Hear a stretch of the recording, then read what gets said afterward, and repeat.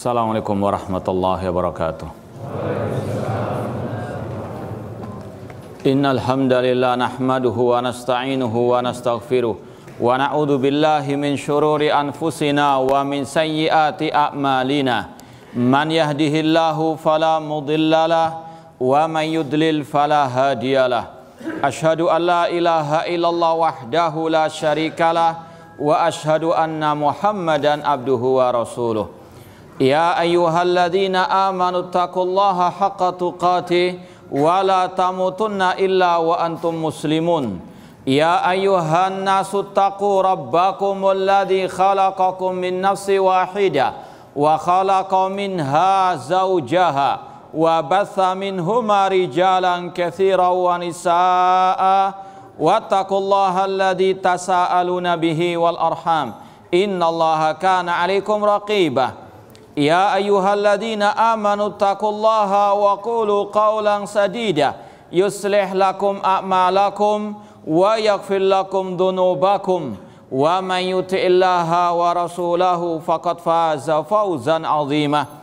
Amma ba'd, fa inna asdaqal hadithi kitabullah wa khairal hadi hadi Muhammadin sallallahu alaihi wasallam wa syarrul umuri muhdatsatuha wa kullu muhdatsatin bid'ah wa kulla bid'atin dhalalah wa kulla dhalalatin finnar.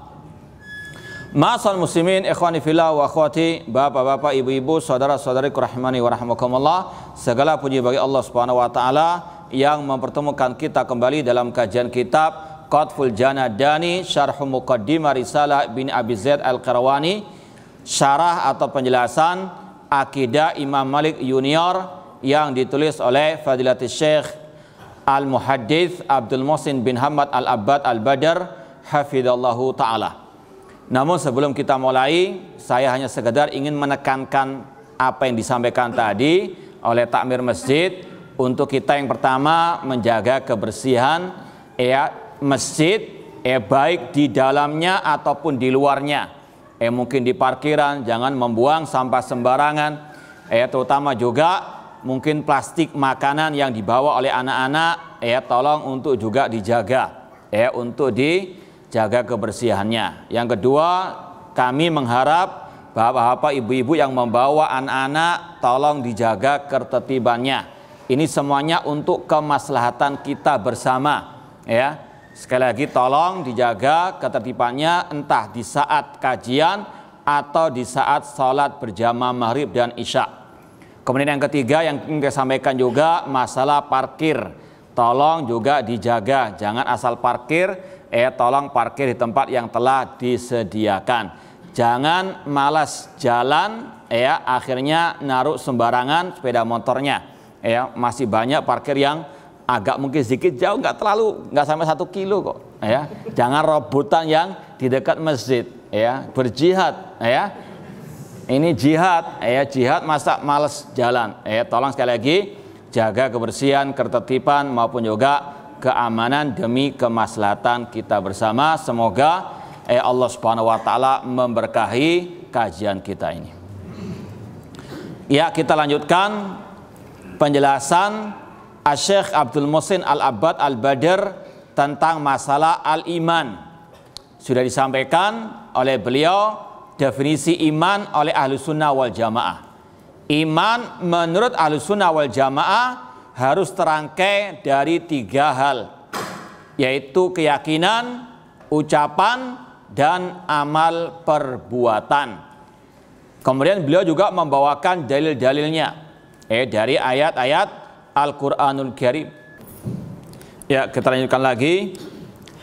Kemudian pada halaman 143, Syekh Abdul Muhsin Al-Abbad berkata, qala al-hafidh fil fathi, berkata Imam Al-Hafidh Ibnu Hajar Asqalani dalam Fathul Bari Syarah Sahih Bukhari, naklan anin Nawawi, beliau menukil dari Imam Nawawi, beliau Imam Ibnu Hajar Asqalani menukil ucapan Imam An-Nawawi Asy-Syafi'i rahimahullah.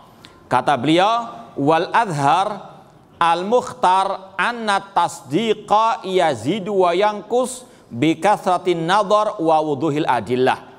Yang nampak yang benar, yang kuat bahwasanya pembenaran dalam hati itu bisa bertambah, bisa berkurang.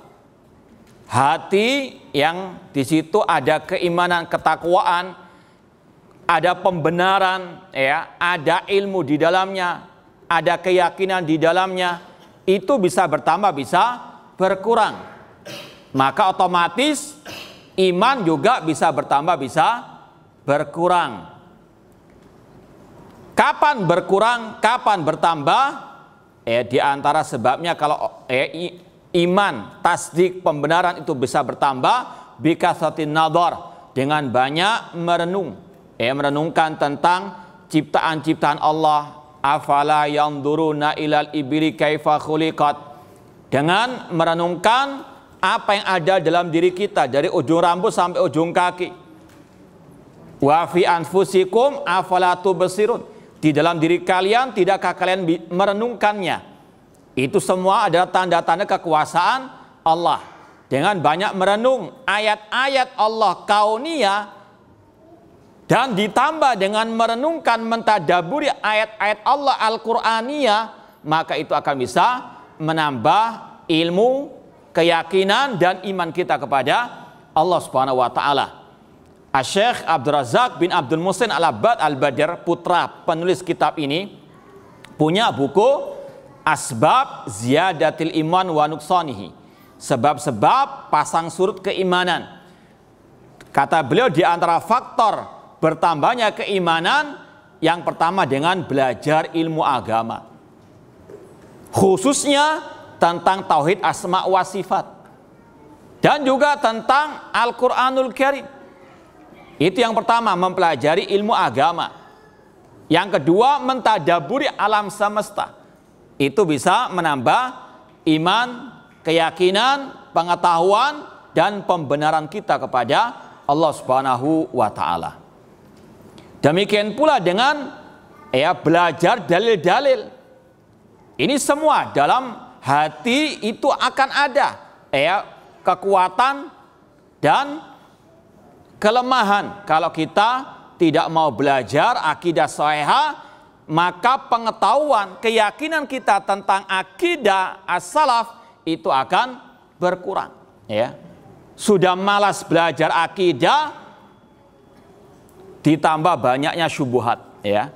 Malas belajar akidah salaf, namun sering mendatangi kajian-kajian yang penuh dengan syubhat, atau baca-baca ustadz-ustadz yang punya makalah-makalah pemikiran-pemikiran syubhat. Semakin berkurang keyakinan, pengetahuannya, semakin berkurang pembenarannya tentang akidah yang hak.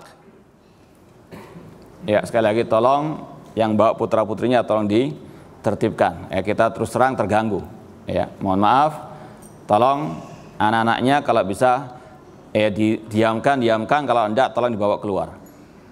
Nah, kata beliau sekali lagi, yang nampak dan yang sangat amat dipilih oleh para ulama Ahlussunnah, pembenaran dalam hati itu bisa bertambah, bisa berkurang dengan banyaknya kita melihat tanda-tanda kekuasaan Allah dan juga nampaknya dalil-dalil dari Al-Quran dan Sunnah Rasulullah SAW. Walihada kana imanu siddiq aqwa min imani ghairihi. Oleh karena itulah imannya Abu Bakar As-Siddiq lebih kuat dibandingkan iman selain beliau dari kalangan para sahabat Rasul SAW. Sebagaimana kata para ulama salaf, Abu Bakar As-Siddiq lebih utama dibandingkan semua para sahabat, bukan karena banyaknya amal beliau, namun ma waqara fi qalbihi, apa yang menancap dalam dada ataupun hati beliau dari keimanan, dari keyakinan. Bihaitsu la ya'tarihi asyubhatu, dan hal itu dikarenakan tidak ada syubhat dalam hati beliau. Makanya sekali lagi, hati-hati dengan syubhat. Asyubha khattafa, syubhat itu cepat menarik. Yang bisa melemahkan iman bukan hanya maksiat, bahkan lebih dari itu, yaitu al-bid'ah, syubhat, kerancuan dalam pemikiran. Kalau sudah kena syubhat, kumpulannya sama ahli syubhat, hatinya pasti akan terkena asyubuhat. Ya, nanti ngomongnya masalahnya sekarang ini ada istilah baru, salafi sejati vs salafi imitasi. Ya. Ini orang yang jahil murakkab, jahil kuadrat, tidak pernah mungkin membaca kitab-kitab para ulama ahli sunnah wal jamaah salafin yang sejati. Di antara yang sudah kita sampaikan pada saat yang lalu, ada buku yang judulnya Tasnifun Nas, yaitu membeda-bedakan manusia, menggolong-golongkan manusia. Ya, ini ahli bid'ah, ini ahli sunnah. Ya, sesuai dengan bukti yang ada di lapangan. Ada ahli sunnah yang hakikiyin, ahli sunnah yang sejati, yang bukan sejati. Ya. Ulama sering membawakan kata-kata adaiyatus salafiyah. Kalau terjemahannya memang kalau dikatakan tidak ada ulama mengatakan salafi imitasi jati, iya karena itu bahasa Indonesia. Ulama pakai bahasa apa? Kita cuma menerjemahkan, ya. Makanya Syekh Abdul Salam Barjas rahimahullah ta'ala mengarang tadi kitab Tasnifun Nas au arrad ala mungkiri at-tasnif. Bantahan bagi orang-orang yang mengingkari adanya penggolongan manusia tadi. Ada salafi sejati, ada salafi apa? Imitasi. Ini bi istiqra kalamil ulama. Dengan kita meneliti memperhatikan ucapan para ulama, memang inilah yang ada di lapangan. Ya, apakah orang yang mengaku salafi garis lurus di negeri kita itu betul-betul salafi sejati? Ya. Maka kalau ada yang mengatakan masalahnya sekarang ada istilah baru, itu baru bagi lu, ya, yang jahil terhadap manhaj. Ya, kalau bagi ulama, bagi yang mengikuti para ulama ahli sunnah, itu suatu yang apa? Bukan sesuatu yang baru. Ya. Cuma sekarang itulah, kalau orang sudah kumpulannya sama ahli syubhat, yang keluar dari ucapannya syubhat. Ya. Padahal ini sesuatu yang maklum bidarurah. Bagi salafin, ada ahli sunnah yang sejati, ada yang apa? Imitasi. Ada yang mengaku-ngaku, ada yang penyusup. Ya. Hati-hati sekarang ini orang-orang ada yang jahil murakkab tentang manhaj, namun tidak mau diam ngomong masalah tadi, ya, mengingkari adanya pembedaan salafi sejati dengan salafi apa? Imitasi.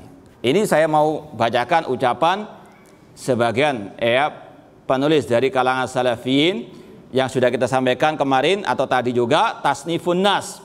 Ada buku judulnya Penggolongan Manusia. Awi arrad ala mungkiri tasnif, bantahan bagi yang mengingkari penggolongan-penggolongan tersebut. Ini ada ucapan yang bagus dari pemberi kata pengantar kitab ini. Dia mengatakan fatasnifun nas wa nisbatum ila aqaidihim wa nihalim wa sifatihim min haitsul hukmi wa min haitsul qawaid laisa ilman mukhtara'an. Penggolong-golongan manusia dan menisbatkan mereka kepada akidah mereka, kepada kelompok mereka, kepada sifat karakter mereka sesuai dengan hukum dan kaidah yang berlaku, itu bukan ilmu yang baru. Ya, makanya kita katakan kalau bagi ulama bukan sesuatu yang baru. Baru bagi yang apa? Yang jahil. Ya, makanya kata ulama al-jahlu aduwwun li sahibi. Kejahilan itu musuh bagi pemiliknya. Ya, kalau itu baru bagi lu, jangan mengingkari. Ya, justru bersyukur ada yang mengajari lu. Ya, cuma memang inilah orang-orang yang jahil murakkab. Karena apa? Kumpulannya dengan alil bid'ah, dengan ahli syubhat. Ketika ada kata-kata seperti itu, isma'azzat kalbu, isma'azzat kulubuh. Ya, istilahnya itu apa? Ketakutan karena akan terbongkar nanti keimitasiannya. Seperti penjual madu, ada yang asli, ada yang apa? Palsu. Ketika ditahdzir, hati-hati dengan madu palsu. Yang madunya asli nggak akan apa? Nggak akan takut. Yang takut yang apa? Imitasi. Ya. Sebagaimana al-bid'ah, ketika kita membacakan khutbatul hajah wa syarrul umuri muhdatsatu wa kullu muhdatsatin bid'ah, yang takut siapa? Kayak kena ruqyah, ya. Nah, ini sama dengan ini juga, ya. Mengingkari penisbatan orang kepada tadi. Ada salafi sejati, ada salafi imitasi. Kata pemberi pengantar di sini, Walaisa ilman jadidan. Penggolong-golongan itu bukan ilmu yang jadid, bukan ilmu yang apa? Yang baru. Namun itulah sekali lagi orang jahil murakkab, meskipun casingnya casing ustaz sunnah, bahkan apa mungkin sudah dokter atau calon dokter atau yang ya sudahlah terserah. Ya. Bal huwa ilmu jarh wa ta'dil. Bahkan ini termasuk bagian ilmu jarh wa ta'dil. Jarh wa ta'dil salah satu ilmu hadis. Ya, rawi ini thiqah terpercaya, rawi ini dhaif, ini kadzab pendusta, ini dajjal, sangat berdusta. Itu suatu yang lumrah dari ulama ahli sunnah, bukan ilmu yang baru. Ya, alladzi la yanqati min hadil ummah. Dan ilmu seperti ini, penggolongan seperti ini tidak akan terputus dalam umat ini. Ya, kata beliau, ma baqal lail wan nahar, sepanjang ada malam dan siang sampai hari kiamat ada ilmu namanya tasnifun nas. Ini salafi sejati, ini salafi apa? Imitasi. Ya, ahli sunnah yang hakikiyun, ahli sunnah yang ghairu hakikiyin. Ya, kemudian kata beliau, faman rama an yutfi nur hadal fan li khatiri hisbihi au khaufan ala mahbubi al majruhin faqad dhalla wa adalla wa syaqiya wa asqa. Barang siapa yang ingin memadamkan cahaya ilmu ini, ya, karena sebab fanatik golongannya atau karena takut, ya, ustadz, ya, yang dia cintai itu akan lengser, atau mungkin dia yang akan lengser, akan diremehkan, dijatuhkan oleh manusia karena memang dia sudah jatuh, sudah rendah, ya. Maka orang yang mengingkari ilmu seperti ini, faqad dhalla, dia telah sesat, wa adall, dan menyesatkan. Hati-hati, ya. Sekarang ini casingnya banyak yang tadi, ya, salafi namun imitasi.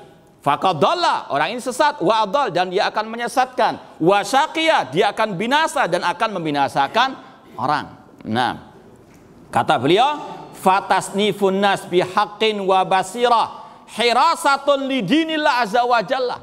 Menggolong-golongkan manusia ahlus sunnah alil bid'ah, ahlus sunnah sejati, ahlus sunnah yang imitasi, salafi sejati, salafi imitasi, ini kalau memang betul-betul ala basirah, di atas ilmu, di atas bukti yang nyata, itu adalah bentuk penjagaan agama Allah. Kok diingkari? Ya, kok dikatakan ilmu baru? Sekali lagi ini baru bagi ayyuhal jahil murakkab anil manhaj. Ya, kemudian kata beliau, bahkan wahwa jundun min junudillah. Bahkan ilmu ini merupakan salah satu tentara Allah agar manusia tahu siapa yang di atas kebenaran, siapa yang di atas kesesatan. Ya, yanfi an dinillah jalla wa ala tahrifal ghalin. Yang dengan ilmu ini Allah akan meniadakan tahrif, penyimpangan orang-orang yang ekstrim, wa intihalal mubtilin, dan jalan-jalan orang yang di atas kebatilan, wa ta'wila al jahilin. Dengan ilmu ini Allah akan meniadakan zaighal mubtadiin, kesesatan ahlil bid'ah, wa makril khawarid al marikin, akan hancurkan makar-makar kelompok khawarij, wasairul firaq al munsyaqqa min ansufufi ummati shadiqil amin sallallahu, dan akan menjauhkan umat dari kelompok-kelompok yang sesat. Ya, kemudian kata beliau, fatasnif raqabatun tatarasad.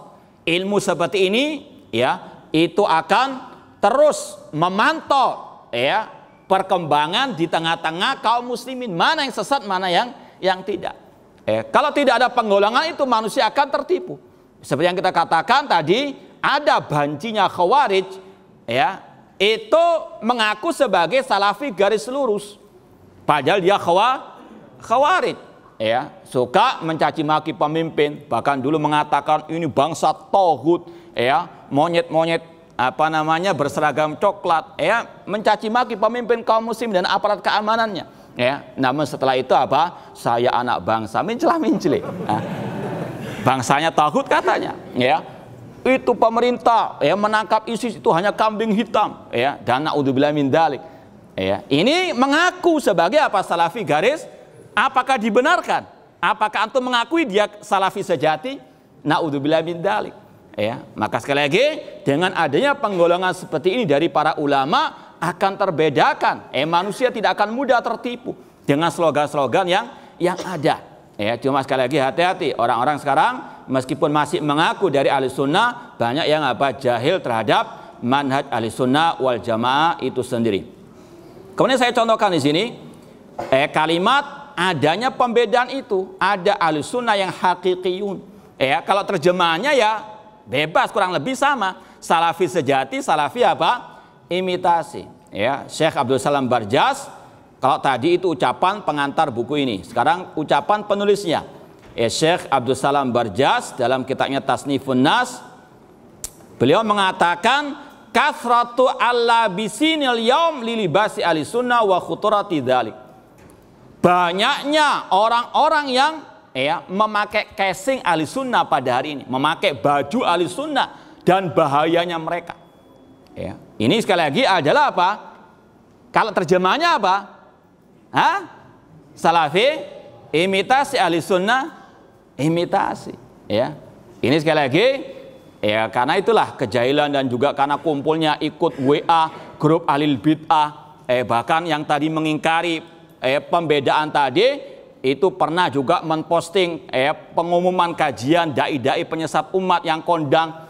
Sudah kita sampaikan dulunya. Ini sekali lagi hati-hati. Orang-orang yang menggembosi manhaj ahlussunnah wal jamaah. Kemudian dikatakan di sini oleh beliau, amal yaum faqad kathral muntasibun ila sunnah. Sekarang ini, hari ini, zaman now ini, banyak yang menisbatkan kepada sunnah. Wa kathral labisuna lilibasi ahli sunnah. Banyak yang casingnya casing ahli sunnah. Hatta lam ya'ud tamyizu ahli sunnah al-haqiqiyin. Sampai tidak terbedakan sekarang ini mana ahli sunnah yang hakikiin. Kalau terjemahannya bisa bahasa salafi yang hakiki alias salafi sejati min ghairihim. Dan yang selain sejati apa terjemahannya? Ini sekali lagi ini sudah maklum di kalangan para ulama. Cuma sekali lagi yaitulah orang-orang yang jahil murakkab mengingkari tasnifu an-nas hadanallahu wa iyahum. Nah, ini kita sampaikan sekali lagi, hati-hati. Akidah yang dalam diri kita ini, keyakinan, pembenaran, terutama tentang akidah salaf, kalau tidak terus kita pupuk, terus kita kuatkan, lama-lama akan melemah. Sudah malas belajar akidah, sudah tidak mau lagi membaca kitab-kitab manhaj ahlussunnah wal jamaah. Kemudian kumpulannya dengan ahlul bid'ah, ikut WA-nya ahlul bid'ah. Maka yang muncul adalah apa? Syubhat. Yang muncul adalah kebencian kepada dai-dai yang menyeru kepada dakwah salafiyah yang sejati. Ini adalah sunnatullah. Kalau sudah sekali lagi trisno jalaran saka, kalau kumpulannya dengan serigala berbulu domba, serigala berbulu apa lagi? Itu nanti akan tertular, dan itu sudah waqi' laisa lahu min dafi'. Syubhat khatafa. Makanya kata Al-Imam Nawawi, Abu Bakar As-Siddiq itu imannya lebih kuat karena betul-betul ala yakinin tam dan tidak ada syubhat. Namun ketika ada syubhat itu iman pasti akan melemah. Hati-hati. Wa yu'ayyidu anna kulla ahadin ya'lamu anna ma fi qalbi yatafadhal. Dan yang menguatkan akidah ahlussunnah seperti ini, kita semuanya, semua orang, dia tahu dalam dirinya itu imannya, pembenarannya yazid wa yanqus. Ini sunnatullah, tabiat manusia. Sekedar tadi, contoh, ketika orang itu, mungkin pernah sebagian dari kita, ketika sudah malas ngaji akidah karena kena syubhat. Nanti kalau ngaji akidah tauhid itu nanti semakin keras hati, semakin kasar nantinya. Lama-lama apa? Malas belajar akidah. Belajarnya masalah keharmonisan rumah tangga tok. Sehingga apa? Harmonis juga dengan ahlul bid'ah, dengan kelompok sesat. Lama-lama apa? Mulai muncul syubhat-syubhat dari lisannya, tulisannya. Karena apa? Ini sunnatullah. Kalau sebagaimana tanaman, kalau tidak dipupuk, kalau nggak disirami, itu lama-lama akan kering. Apalagi di musim kemarau, apalagi banyak syubhat. Ini luar biasa bahayanya. Makanya kita terus mengaji akidah. Meskipun sudah puluhan tahun, meskipun itu saja namanya akidah, itu nggak akan berubah. ya, akidah salaf dari zaman Rasul sampai hari kiamat tetap yaitu, nggak mungkin berubah. Yang berubah itu akidahnya mencela-mencela itu, akidahnya munafikin al-bidah. Kalau ahli sunnah nggak mencela-mencela, ya akidah Rasul, para sahabat, tabiin, tabi'in, imam yang 4 sampai hari kiamat tetap itu, ya. Dan kita nggak akan bosan-bosannya mengajar. Kenapa? Seperti tadi, kalau terus ya ditanamkan, dipupuk, terus akan menguat. Namun kalau dibiarkan akan apa? Semakin jauh. Kemudian yang berikutnya, wa anna hatta innahu yakunu fi ba'dil ahyan al-imanu a'dham yakinan wa ikhlasan wa tawakkulan minhu fi ba'diha. Iman atau pembenaran atau keyakinan itu dalam diri setiap orang sekali lagi mengalami pasang surut. Ini satu orang dalam hatinya mengalami pasang surut keyakinan. Apalagi antara satu dengan yang lainnya nggak sama. Ini semuanya sekali lagi untuk membantah kelompok namanya Murji'ah yang mengatakan iman itu tidak bertambah, tidak berkurang. Iman satu kesatuan. Bahkan mereka mengatakan iman orang yang paling fasik sama dengan imannya Abu Bakar As-Siddiq dan Umar bin Khattab. Ini sekali lagi adalah apa? Ya, ucapan yang batil karena apa? Tabiat manusia, mereka sendiri merasakan iman pasang apa? Pasang surut. Ketika misalnya ya awalnya senang datang kajian di hari Rebu, ya, kemudian dapat syubhat, dapat gosip, kadang apa? Mulai muncul rasa malas, bolos sekali, 2 kali, 3 kali, nanti sampai 5 kali mulai jadi provokator. Hati-hati ya dengan kajian hari Rebu, itu kasar, keras, muncul. Nah, ini sunatullah, nanti membuat rapat rahasia, ya. Qatalahumullah. Nah, hatta innahu yakunu fi ba'dil ahyan al-iman a'dham yakinan wa ikhlasan wa tawakkulan. Ya, iman dalam beberapa atau dalam ketika suatu saat akan mengalami tambahan, akan menguat keyakinannya, keikhlasannya, tawakalnya kepada Allah. Wa kadzalika tasdiq wal ma'rifah. Iman, pembenaran, ilmu, bihasabi dzuril barahin. Semakin nampak hujah, semakin nampak dalil, semakin dibacakan ucapan-ucapan ulama salaf semakin kuat. Ya, seperti kita ingin untuk terus berusaha menanamkan akidah ini lewat bukunya para ulama-ulama salaf. Terus kita ganti kitab Ushul Sunnah, akidah salaf ashabul hadis, akidah Imam Syafi'i, akidah Imam Malik, akidah Imam Al-Muzani, meskipun kurang lebih sama isinya, karena nggak akan mungkin berubah. Akidah Al-Sunnah tetap satu, tidak mungkin mencela-mencela atau berubah. Ini semua diantara faedahnya semakin mengokohkan kita. Dengan ditambah ucapan-ucapan ulama-ulama tersebut semakin menguat. Insya Allah syubhat-syubhat itu tidak akan mudah untuk menempel dalam diri kita. Dan semakin kita yakin yang menyelisihi pasti sesat, wajib untuk diwaspadai dan dijauhi. Kemudian poin yang kedua, alladzina akhrajul a'mal min antakuna dakhilatan fi musammal iman ta'ifatan. Kelompok yang mengeluarkan amal dari bagian iman ada 2 kelompok.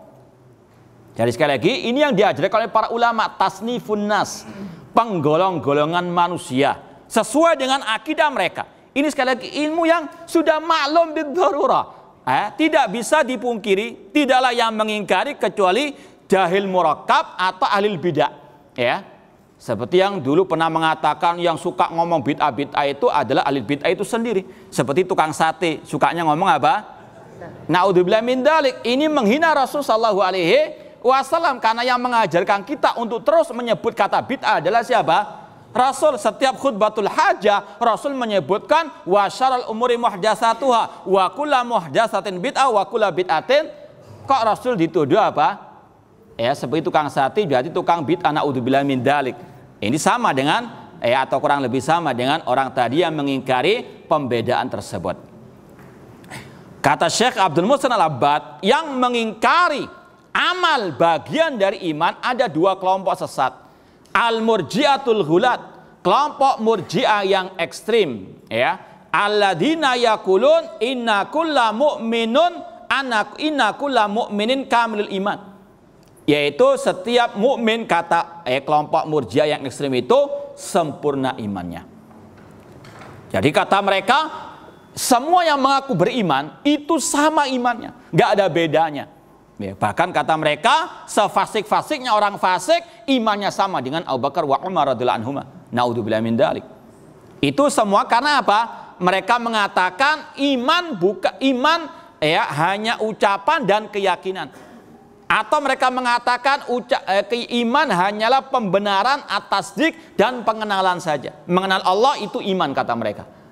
Maka sekali lagi ini kelompok yang sesat, bahkan nanti dikatakan itu ucapan yang kufur kata Syekh. Kelompok Murji'ah itu ada dua, kelompok Murji'ah yang ekstrim ya.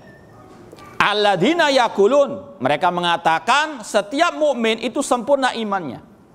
Wa annau la yadurru mal imani dzambun. Dan mereka mengatakan dosa tidak mengurangi keimanan. Orang berbuat dosa sebesar apapun kata mereka tidak mengurangi keimanan. Makanya orang fasik imannya sama dengan Abu Bakar wa Umar. Kama la yanfa ma'al kufri ta'atun. Kata mereka la yadurru mal imani dzambun. Dosa tidak mempengaruhi keimanan. Sebagaimana ketaatan tidak bermanfaat bagi kekafiran. Coba kita tes biar nggak ngantuk, ya, biar nggak ganggu saja ya. Ya. Ucapan kelompok Murji'ah tadi, ya saya ulangi lagi yang ekstrim, mengatakan dosa tidak mempengaruhi keimanan, sebagaimana ketaatan tidak mempengaruhi, tidak bermanfaat bagi kekafiran. Apa komen antum? 100% salah, 100% benar, atau bagaimana? Nah, bismillah. Ya, ini sekali lagi kita bertanya agar antum itu kritis, ya, nggak ganggu saja. Oh iya ya, ini masalah baru, salafis jati ini bid'ah. Ini sama dengan yang mengingkari pembagian tauhid ada 3. 6. Ya, silakan, Mbak. 100% salah. 100% salah. Ya, kenapa, Pak?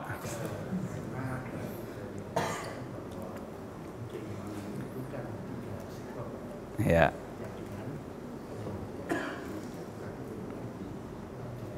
Iya, betul. Iya. Kalau kemudian amalan-amalan yang dosa itu tidak mempengaruhi keimanan, dan sebaliknya amalan-amalan yang baik, ya, yang soleh tidak mempengaruhi keimanan, ini berarti satu sektor amalan diabaikan. Iya. Jadi itu 100%. Iya, masya Allah. Tapi nanti ya keputusannya. Iya, masya Allah. Tapi kita hargai ya. Nah, yang lain masa kalah? Ya, syabab mana yang muda-muda ini? Iya. Hah? Saya ulangi lagi ya. Kelompok Murji'ah yang ekstrim mengatakan dosa tidak mempengaruhi keimanan, sebagaimana ketaatan tidak bermanfaat bagi kekafiran. Nah, satu lagi, 100% salah, benar, atau ya kadang benar kadang salah. Mencela-menceli. 6. Tidak ada. Ya. Lah, jawab dulu, 100% salah atau benar? 100% salah. Seperti tadi berarti. Iya. Ada lagi, kita kasih ya kesempatan lagi.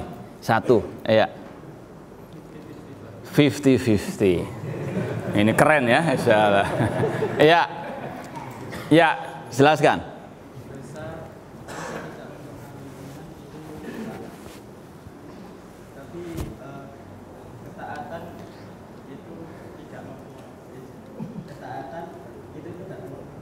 Ketaatan itu tidak berpengaruh ketika dia Ini yang benar, jangan ditertawakan. Ya. Ini yang justru yang paling apa? Benar, 50-50. Jadi antum harus kritis. Ya. Renungkan sejenak, jangan tidur tapi ya. Kata kelompok Murji'ah yang ekstrim, dosa tidak mempengaruhi keimanan. Ini salah. Ya. Ini sesat, ini batil. Tapi ucapan berikutnya, sebagaimana ketaatan tidak bermanfaat bagi kekafiran, ini apa? Betul. Paham ya? Antum harus kritis dan juga harus adil. Yang salah salahkan, yang batil apa? Antum katakan batil, yang benar jangan disalahkan. Cuma di sini ingin kita ingin menanamkan ahlul bid'ah, kelompok sesat, ya, itu pasti ada setitik kebenaran, ya. Tapi ahlus sunnah wal jamaah, ulama salaf tetap mengatakan tidak boleh duduk dengan apa? Ahli bid'ah. Jangan mengatakan kita ambil apa? Semua, hatta iblis punya kebaikan, ya. Yang punya syubhat juga punya apa? Kebaikan. Tidak ada yang murni 100% batil, tidak ada. Coba sebutkan. Hatta orang kafir pun, oh dilihat dari akhlaknya, ada sisi-sisi apa? Kebenarannya. Jangan kita tertipu dengan syubhat. Dia kan juga masih banyak kebaikannya. Semua orang salah, iya salah. Cuma bedakan salah dalam masalah akhlak, muamalah, fikih, dengan salah masalah akidah dan manhaj. Kalau salah dalam masalah akidah, dia bisa keluar dari Ahlussunnah wal Jamaah. Jangan apa? Tertipu dengan orang-orang yang bijaksana nggak bijak sini, ya. Orang-orang yang jahil terhadap manhaj Ahlussunnah wal Jamaah.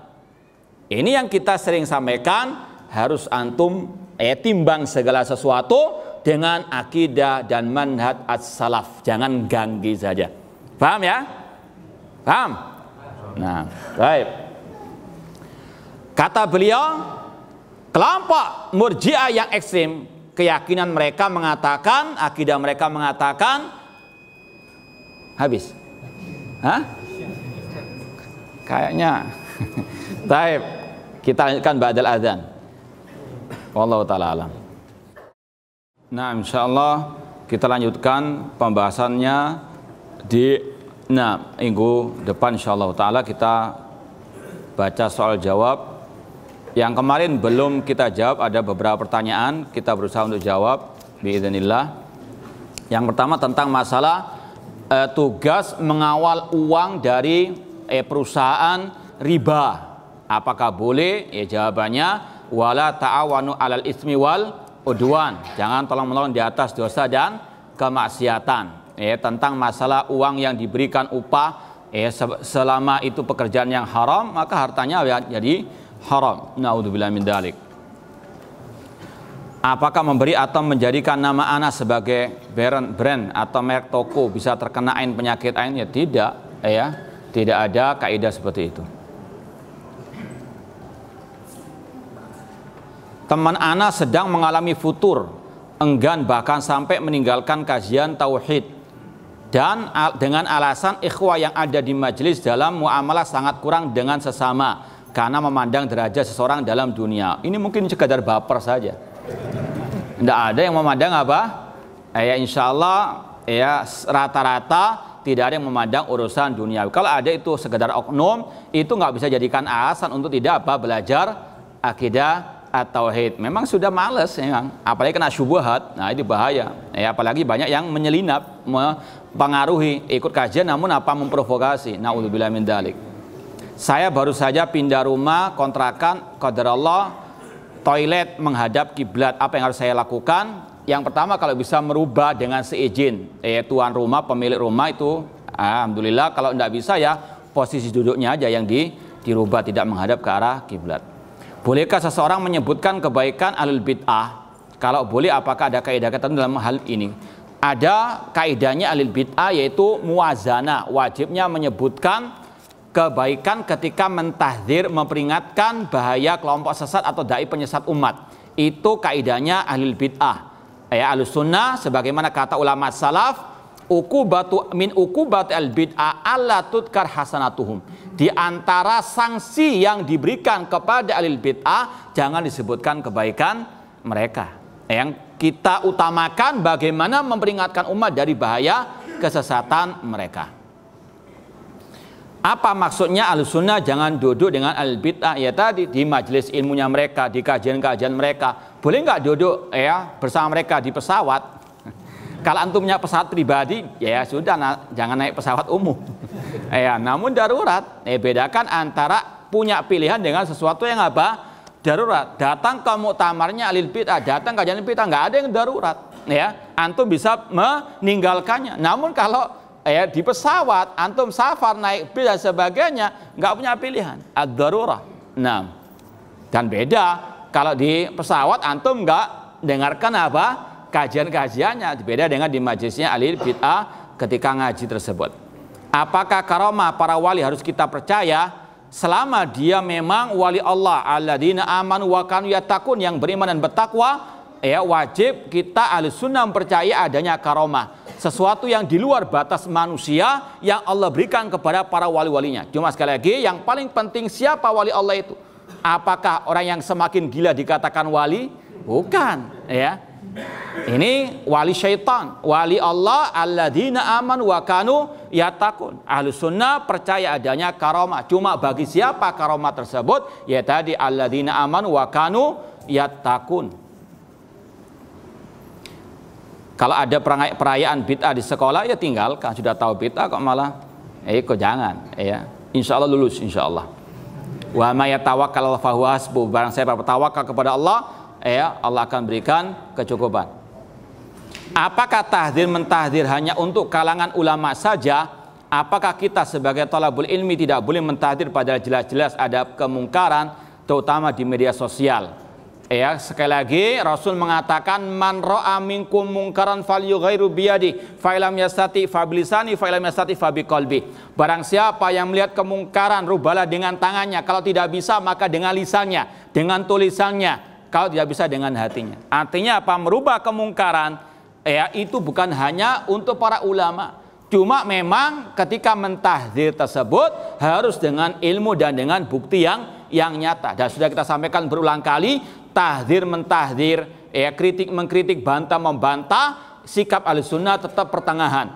Tidak boleh ekstrim berlebihan, tidak boleh meremehkan. Kita wajib menerima tahdzir dan kita wajib juga mentahdzir kalau di atas bukti yang nyata dan dengan ilmu yang sahih, yang benar. Tidak ngawur, tidak asal-asalan. Dan juga tidak boleh menolak selama itu di atas kebenaran. Beberapa waktu yang lalu ada tulisan yang mengatakan bahwa Syekh Sulaiman Ar-Ruhaili merekomendasi seorang dai yang ada di Indonesia. Dan dikatakan bahwa dai tersebut adalah murid beliau yang paling afdol.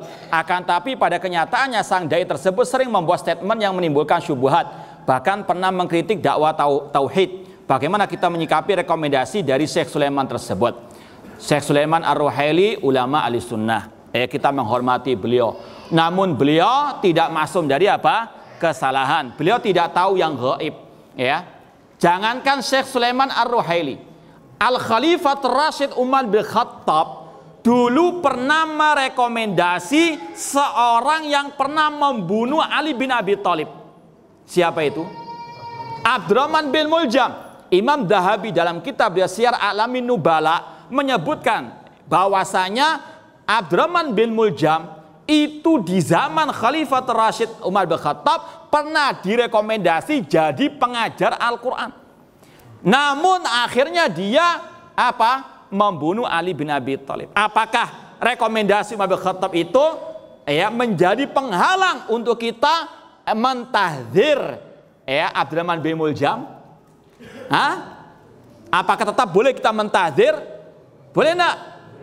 Rekomendasi Umar bin Khattab Mana yang lebih utama, Umar bin Khattab atau Syekh Sulaiman?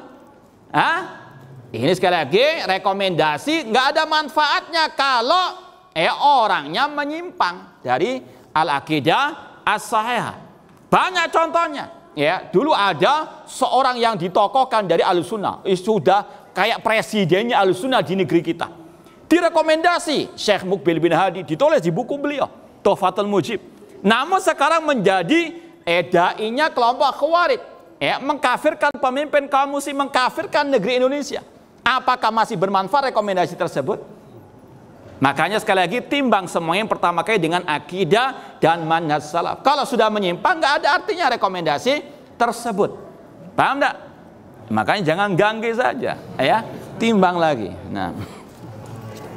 Ya, ini ada pertanyaan ya sebagai khitam misik.